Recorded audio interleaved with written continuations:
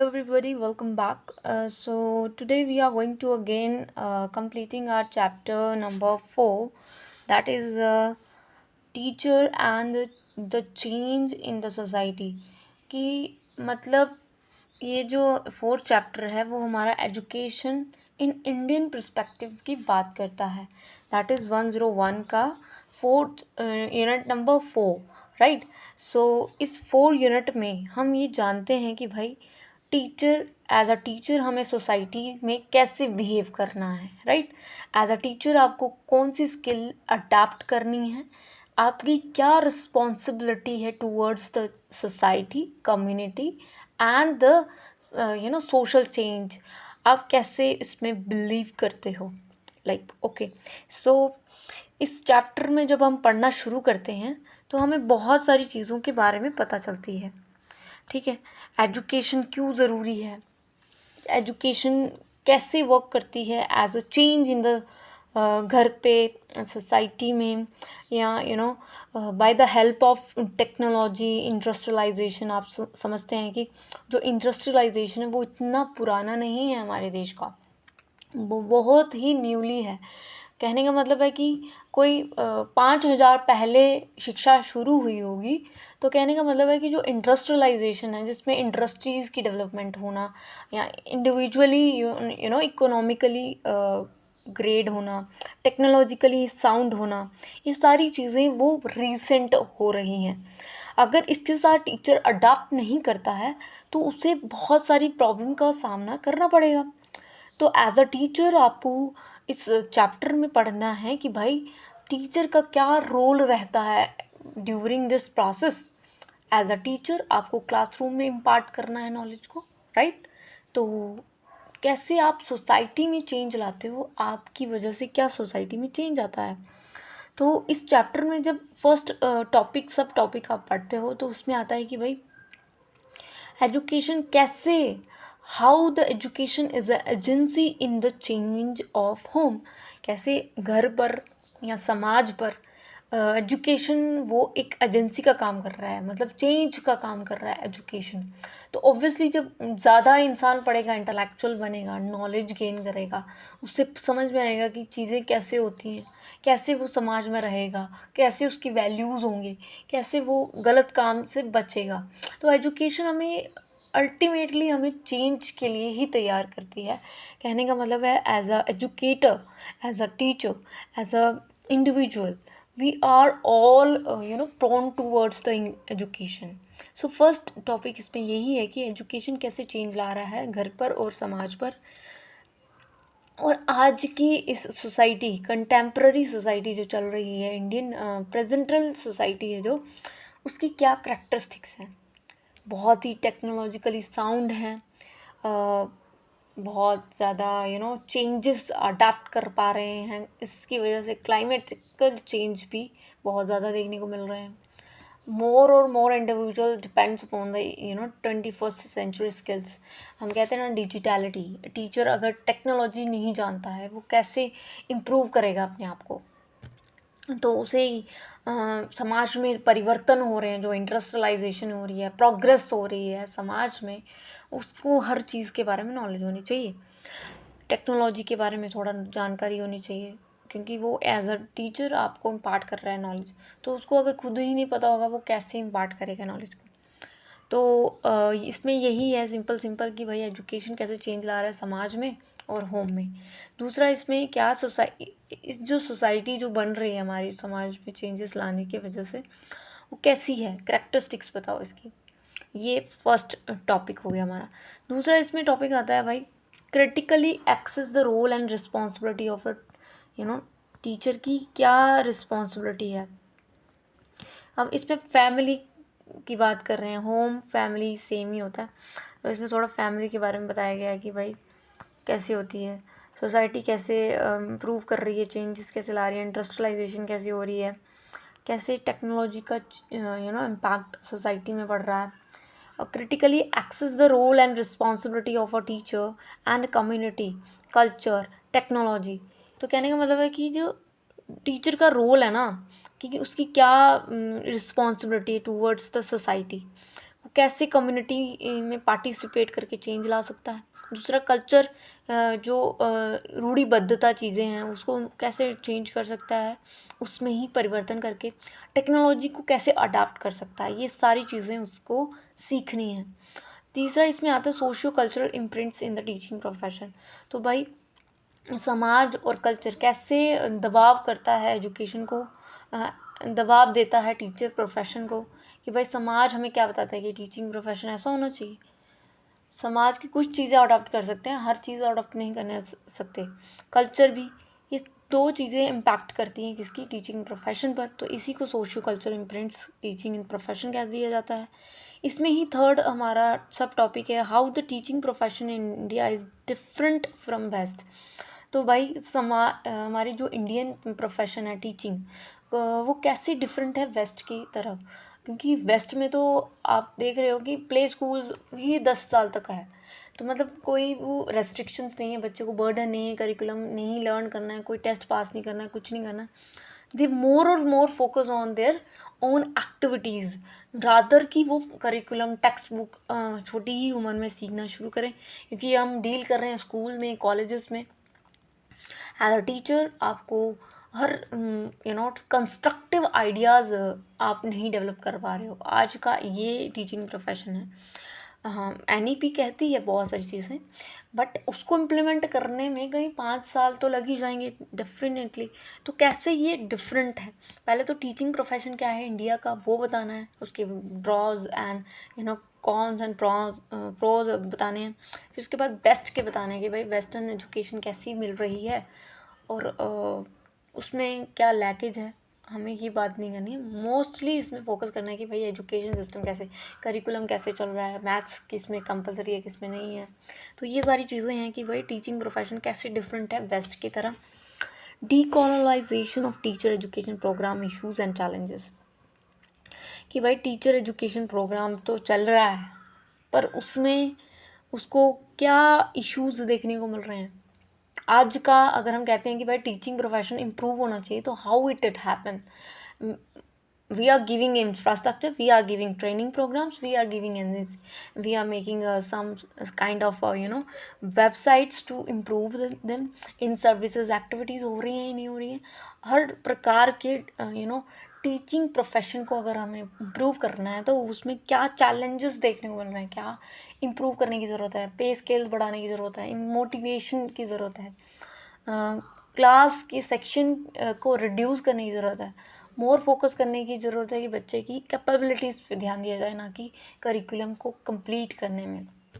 तो ये सारी चीज़ें हैं जो 4th यूनिट में बताती हैं। अगर आपको कुछ इसमें कुछ समझ में आया हो तो आई ब्लेस्ड दैट। तो यहाँ पे सबसे पहले तो हमने ये देखा कि भाई एजुकेशन कैसे इम्पैक्ट करती है चेंजेस लाने में।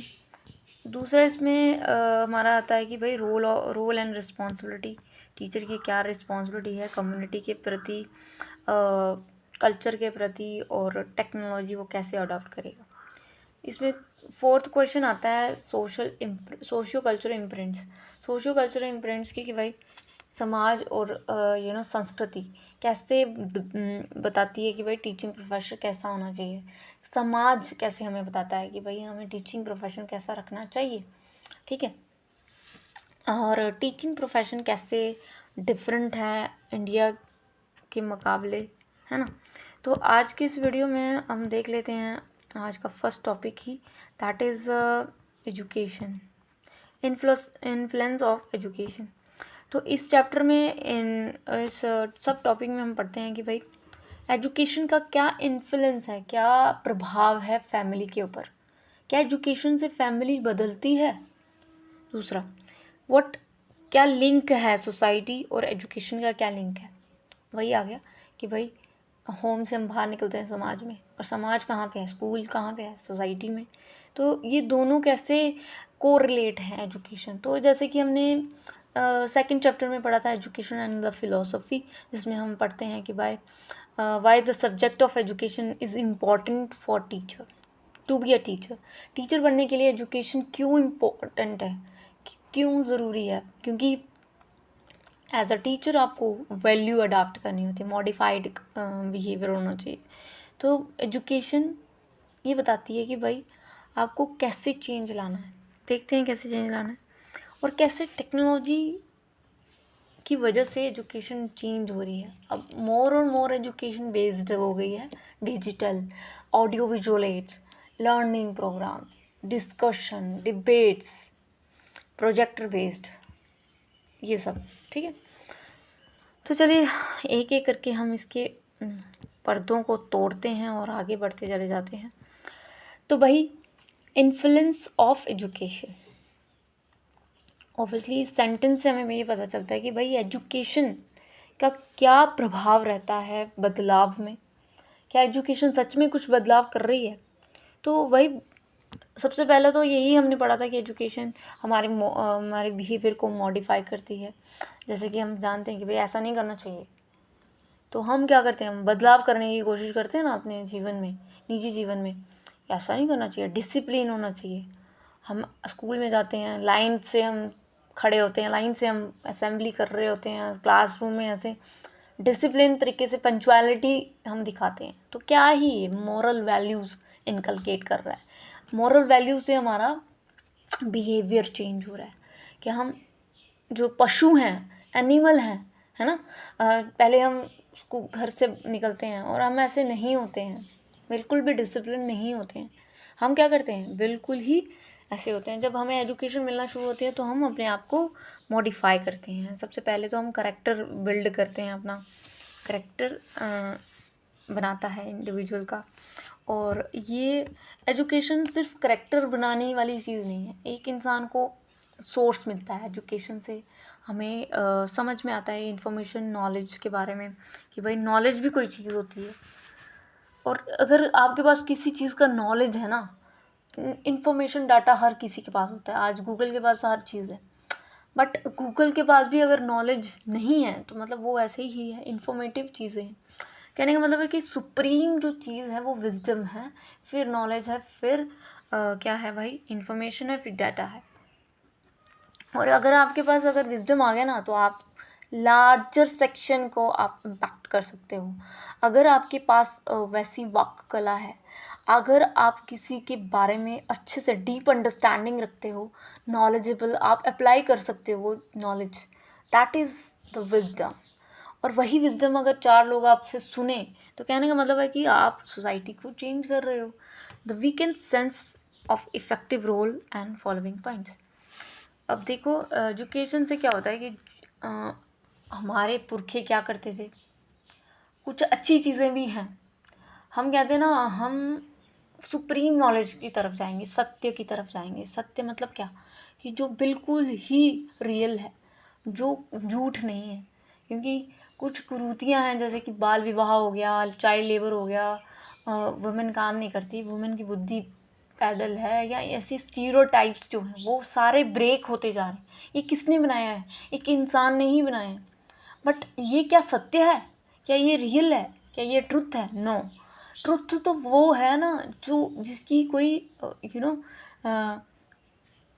जो रियल है, रियल ट्रुथ जिसे हम कहते हैं, वेदांत हो गया या ऐसा कुछ हो गया। तो कहने का मतलब है कि जो हमारे जो वैल्यूज़ होते हैं, जो हमारे ट्रुथ, रियल ट्रुथ होता है या विजडम होता है, वो क्या होता है, एजुकेशन के माध्यम से ट्रांसमिट होता है। प्रिजर्व करते हैं हम उसको और ट्रांसमिट करते हैं। जैसे मुझे पता चला, मैंने किसी और को इसको प्रिजर्व करके ट्रांसमिट कर दिया, और इसी से हमारी मोराल्स पता चलते हैं। मोराल्स ये नहीं कि समाज ने हमें बताया कि भाई ऐसा नहीं, किसी के सामने ऐसे बोलना नहीं चाहिए। जब हम उसे उस चीज़ के बारे में डीप अंडरस्टैंडिंग या उसको क्यों कर रहे हैं हम जानते हैं, उसका रियल मीनिंग क्या है हमारी लाइफ में, तब हम कहते हैं कि भाई ये है एजुकेशन।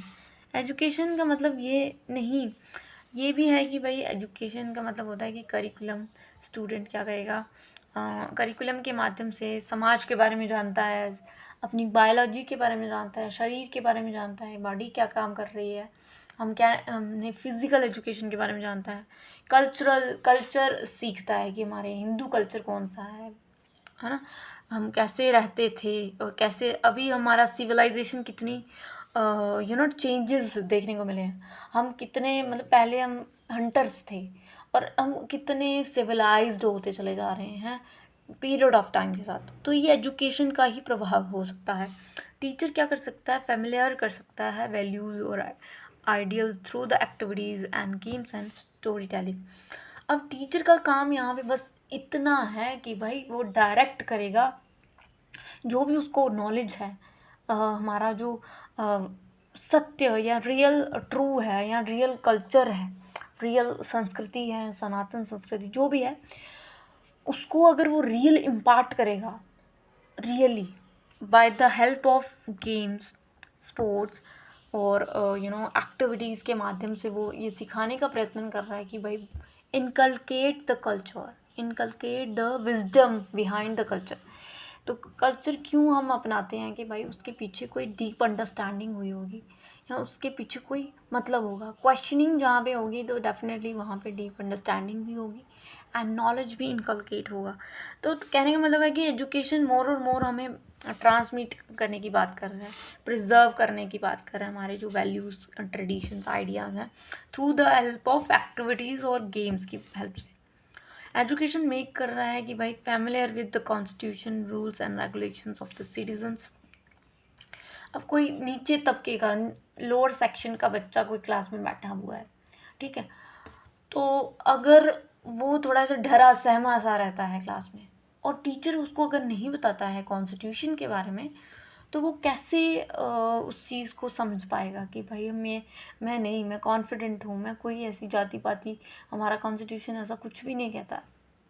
हाँ, जिसको इक्वालिटी नहीं मिली उसको इक्विटी देने का अधिकार कॉन्स्टिट्यूशन देता है। तो कहने का मतलब है कि उसको बेसिक नॉलेज पता हो अपने बारे में कि मेरे क्या अधिकार हैं, मैं क्यों हूँ यहाँ पे, और बेसिक चीज़ें नॉलेज हो।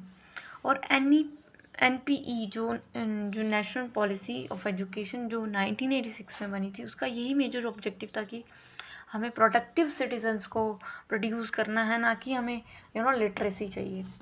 और एजुकेशन को प्रिजर्व करना है, वैल्यूज़ को इनकलकेट करना है।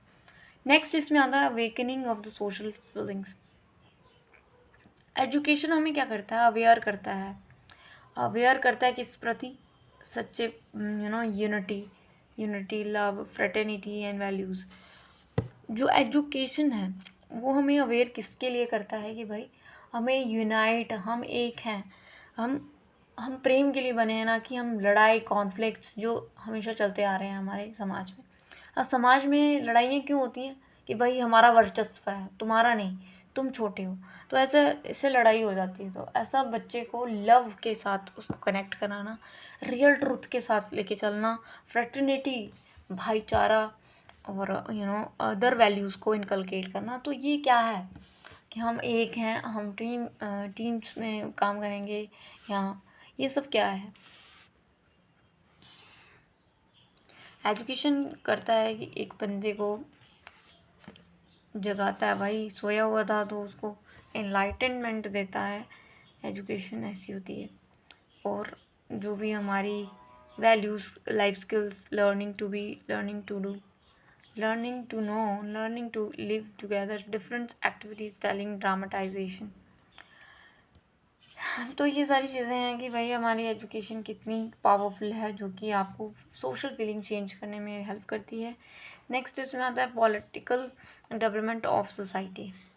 एजुकेशन क्या करता है, जब आप स्कूल में जाते हो तो आप प्लेज लेते हो, आपको छोटी छोटी चीज़ों के माध्यम से ये बताया जाता है कि भाई आप समाज में व्यक्ति हो एक, ठीक है, आप सामाजिक व्यक्ति हो, आपके क्या राइट्स हैं, रेगुलेशंस हैं, वो आपको समाज से ही पता चलता है। और वो स्कूल एक मिनिएचर काइंड ऑफ सोसाइटी है जो कि आपको बताती है कि भाई आप अगर रह रहे हो तो आपको right to freedom, right to equality, ये सब चीज़ें आपको राइट्स के बारे में बताया जाता है।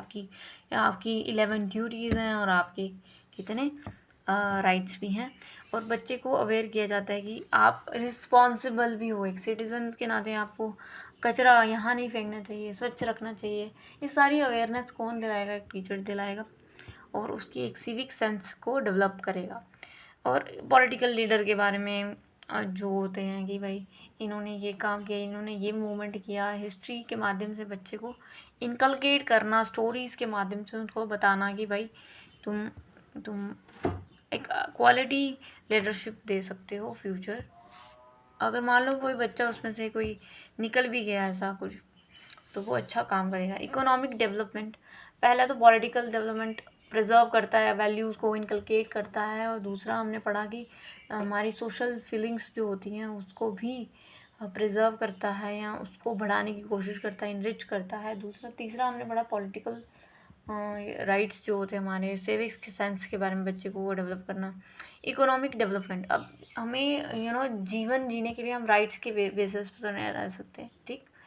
हम गरीब अमीर इंसान एक डिफरेंट अपार्टमेंट है।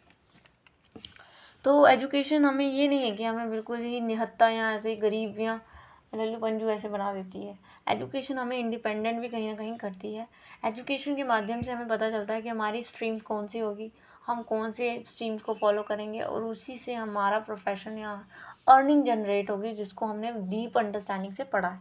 तो कहने का मतलब है कि जो इकोनॉमिक डेवलपमेंट है वो एजुकेशन डेवलप करती है इंडिविजुअल को, और प्रोडक्टिव सिटीजन बनाने की हेल्प करती है। और इसमें कैसे पैसे अर्न करना है, कैसे लाइवलीहुड को जीना है, क्वालिफ़िकेशंस, एजुकेशन की कोई जो क्वालिफ़िकेशन होती है वो आपको इंडिपेंडेंट करती है, जॉब लेने में हेल्प करती है। और यही सारी चीज़ आपको सिर्फ लिटरेसी पर कैपिटा इनकम को नहीं बढ़ाना है, आपको एज अ इंडिविजुअल आपको एजुकेट भी करती है। अब देखो, एजुकेशन हमें सोशल कंट्रोल करती है भाई। सोशल कंट्रोल कैसे, कि एजुकेशन हमें बताती है कि भाई हमारे समाज में हम रह रहे हैं भैया, और यहाँ पे बाबूजी का राज चलता है।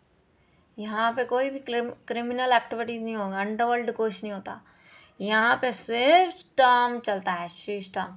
सिस्टम मतलब कि यहाँ पे कोई भी धंधेबाजी नहीं होगी, स्मगलिंग, कोई भी अंडरडॉन का वर्क नहीं होता। तो ये सारी चीज़ें जो है वो एजुकेशन के माध्यम से हमें पता चलती हैं कि भाई जो समाज की जो कस्टम है उसको हम फॉलो करना ही पड़ेगा।